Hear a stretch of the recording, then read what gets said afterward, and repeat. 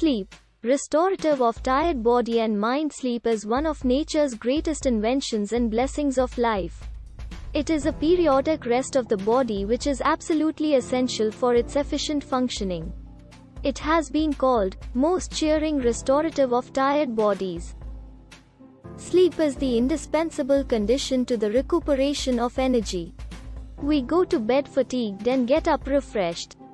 Sleep repairs the wear and tear of the body and mind incurred during waking hours. Nothing is so restorative to the nerves as sound and uninterrupted sleep. Sleep is thus a vital element in a total way of life. It is a basic need in man's mental as well as physical life. During sleep, most of the functions of the body are carried on at the lowest level possible in health. Heat production is from 10 to 15% below the basal level. The mechanism regulating the body temperature are less sensitive than in the waking state and are depressed by 0.5 to 1.0 degrees Fahrenheit. The rate of the heart is reduced by 10 to 30 beats per minute and a decline in blood pressure of about 20 mm occurs in quiet restful sleep. The urine volume is considerably reduced, but its concentration in solids is increased. The tone of all the skeletal muscles is lessened. The eyes are usually rolled upward and the pupils constricted.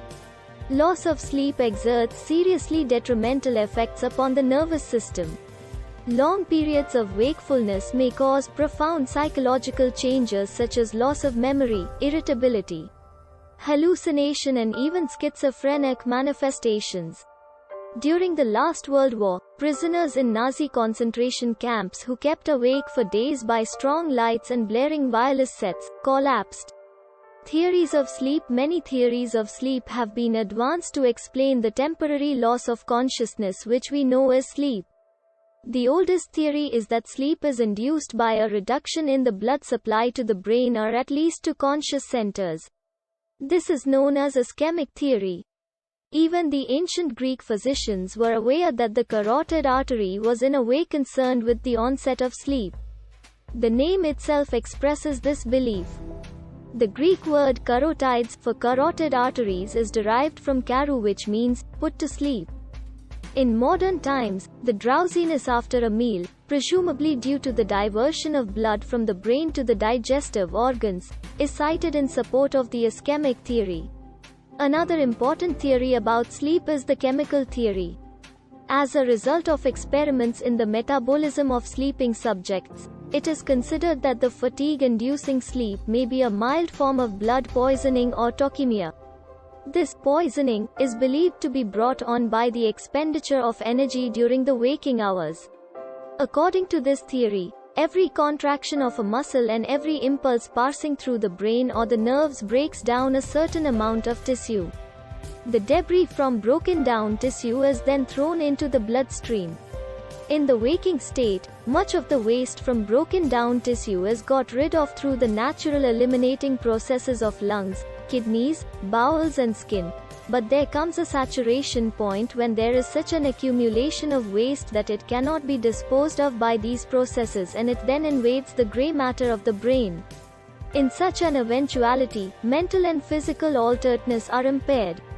It is nature's warning that the waste product must be reduced to replenish the lost energy. So we get tired and the urge to get sleep becomes irresistible. During sleep, the cells and tissues that break down to produce toxic waste become less active and the production of toxic waste is vastly reduced. Simultaneously, constructive activities take place within the body during sleep, which rebuild the broken down tissue. Another theory places a sleeping center in the hypothalamus. Many of the bodily changes in sleep such as constriction of pupils, reduced frequency of heartbeat, increased gastric tone and secretion are manifestations of the activity of hypothalamus nuclei, especially parasympathetic centers. Perhaps some of the sleeping pills affect this center in the brain. Although the various theories have certain amount of experimental evidence to support them, none has really solved what is the most mysterious process in our lives. All we know is that sleep substitutes constructive measures for the destructive processes of our waking hours. We cannot live without sleep. Duration. Another mystery about sleep is that no two persons need the same amount of sleep.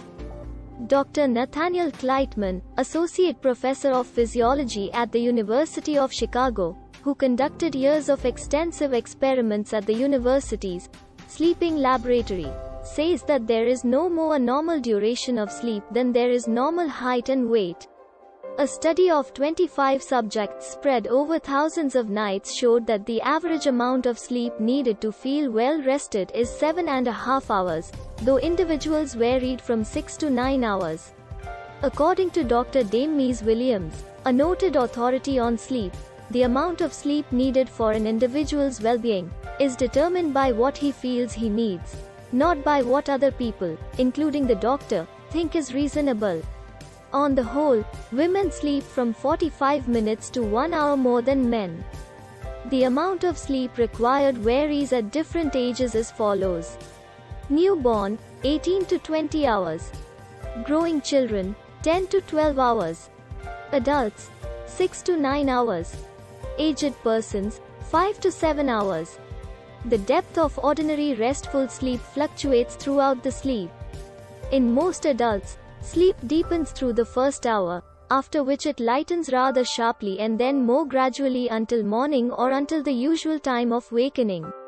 In growing children, however, sleep deepens a second time for a little while. According to Dr. Lindla, a famous naturopath, 2 hours before and 2 hours after midnight are the most valuable for sleep of all the 24 hours of the day. In these 4 hours, mental and physical vigor are at their lowest ebb and sleep is soundest and most natural.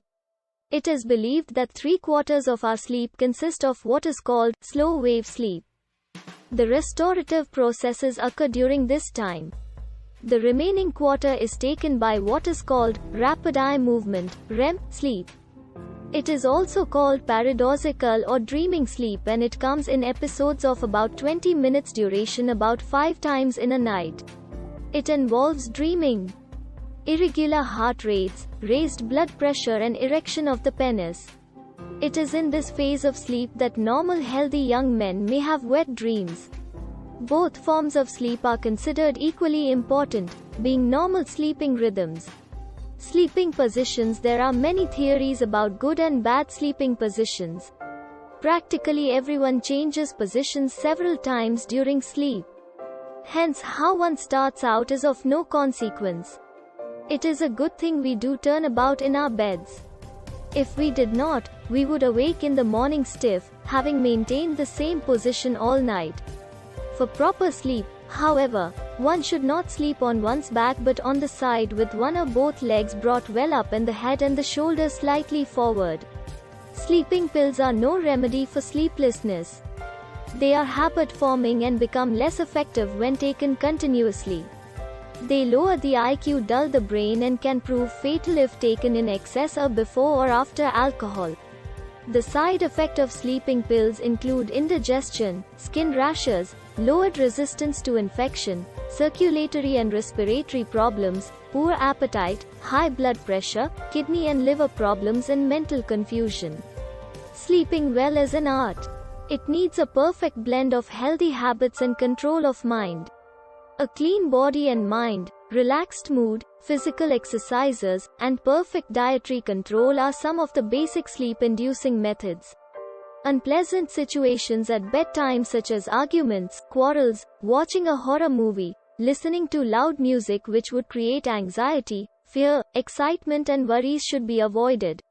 Such situations stimulate the cerebral cortex and tend to keep one awake. The sleeping place should be well ventilated, with balanced temperature and free from noises. The bed should be neither too hard nor too soft, but comfortable. The pillow should not be too hard or too high. The bedclothes should be loose-fitting and light-colored. Another important rule is not to have heavy food shortly before bedtime.